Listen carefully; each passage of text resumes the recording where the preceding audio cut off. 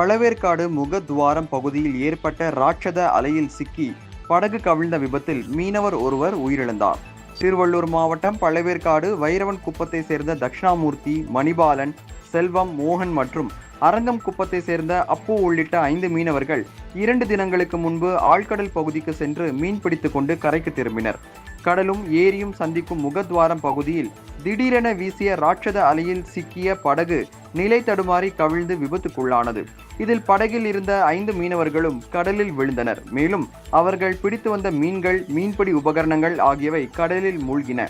இதில் தட்சிணாமூர்த்தி, மணிபாலன், அப்பு ஆகியோர் காயங்களுடன் நீந்தி கரை சேர்ந்த நிலையில் மோகன், செல்வம் ஆகியோர் மாயமாகினர்.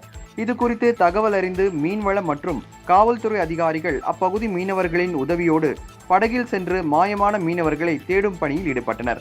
அப்போது கரை ஒதுங்கிய மோகன் என்ற மீனவரின் சடலத்தை மீட்டு திருப்பாலைவனம் காவல்துறையினர் உடற்கூறு ஆய்வுக்காக பொன்னேரி அரசு மருத்துவமனைக்கு அனுப்பி வைத்தனர். இச்சம்பவம் மீனவ கிராமங்களில் பெரும் சோகத்தை ஏற்படுத்தியுள்ளது.